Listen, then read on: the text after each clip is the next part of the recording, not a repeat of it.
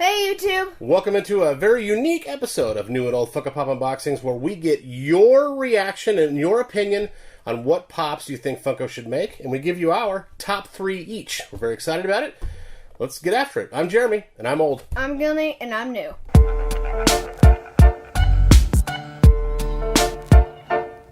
That's right. We got tired of always tossing around, like just in passing, like around the house and like at dance and all that, right? Of what pops we'd like to see make. We get tired of saying, Miguel, they should really make that pop. And you going like, you're right, they should make that pop. And then you coming downstairs randomly and being like, you know what pop they should make? And I'm like, you're right, Miguel, they should make that pop. So today, we're making a video out of it. We're going to give you our top 3 pops that Funko should make. But the most... You all right there? Yeah, sorry. Okay, that's right. That's right, but the most, the coolest thing about this video is that we got your opinions. We on our Instagram at New and Old Funko Pop Unboxings. It's actually at New and Old Unboxings. On our Instagram at New and Old Unboxings, we asked for your opinion recently and said, hey, for a future episode, what pops do you want to see Funko make? And McGillney, we're going to share a few of those today. Yeah. So these are good. I'd like you to go first, and we're going to start each one of ours with an Instagram follower. So McGillney, the first Instagram follower said...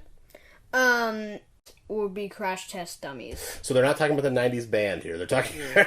JKL Awesome, of course, wrote this one in, and he said the Crash Test Dummies, which I actually really like that. I like that a lot, because that's something that would be fun visually in a 4-inch form. I'm sure it wouldn't cost a whole lot for Funko to make, because of the licensing and all that. It's just safety apparatus, so unless I'm mistaking something, it would be pretty effortless for them to do. And it'd be a really great ad icon, because in the 90s, and maybe even the 80s, but definitely the 90s, we saw a lot of crash test dummies on commercials telling you to buckle up, right? So, you know, it could be an ad icon kind of thing. It could be a PSA ad icon, but it could be a PSA. It could be an ad icon nonetheless. Miguel, what's your first, your number 3? What's number 3 on your top 3 list?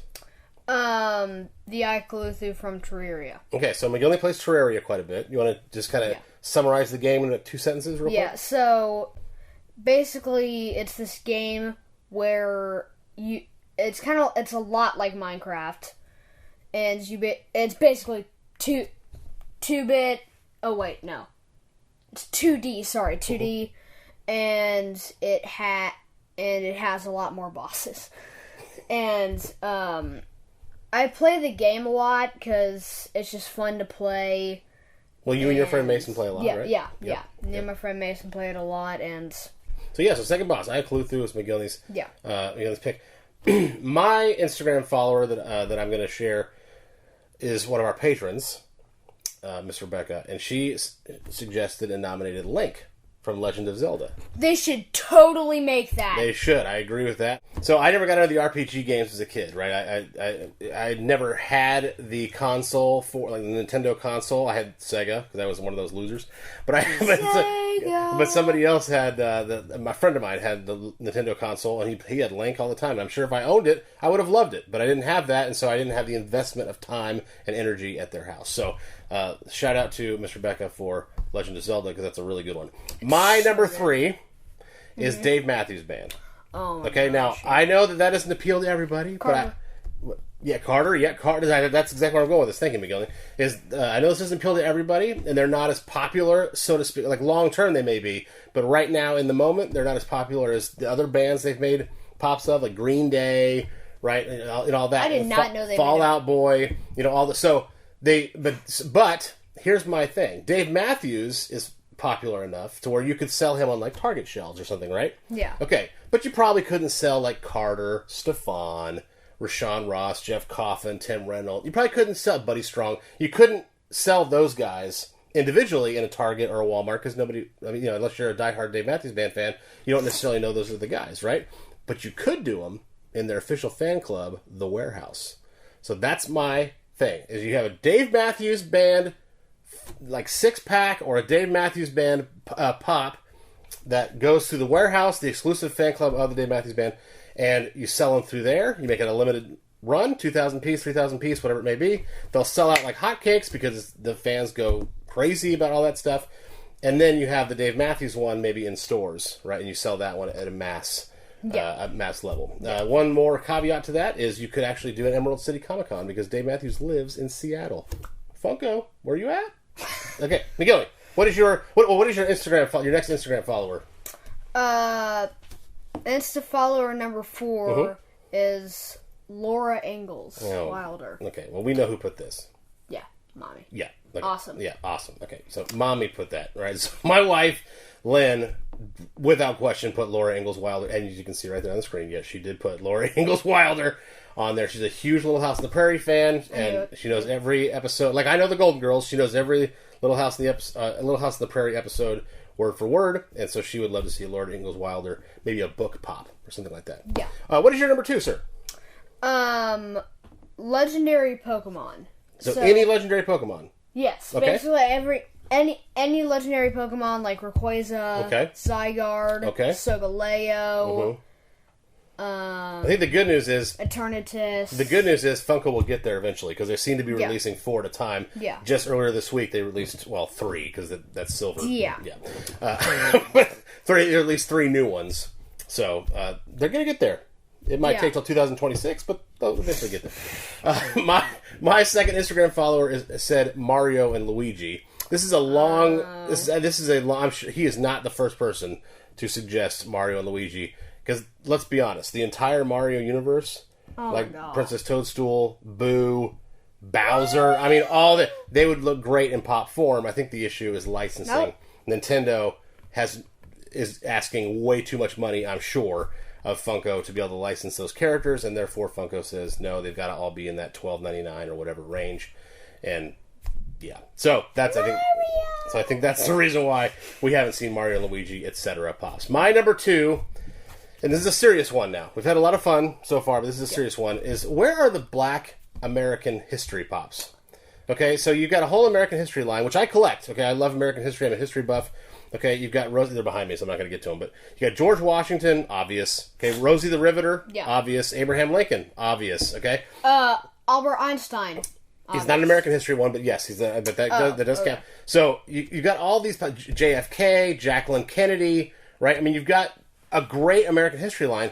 There's no Black American history icons. There's no Martin Luther King Jr. There's no Rosa Parks. There's no Shirley Chisholm. There's no Ruby Bridges. There's no Ethel Waters. There's no Black American history icons. I wonder why that is, right? I'm sure there's a legitimate reason, at least I hope there is, on Funko's behalf. But here's the deal. Martin Luther King Jr. pops will sell, obviously, okay? Rosa Parks pops will sell. Yeah. Easily. Malcolm X, if you wanted to go that route, will sell easily. Those are fine. But when you get into Ruby Bridges or you get into Ethel Waters, if you don't know who they are, by the way, look them up.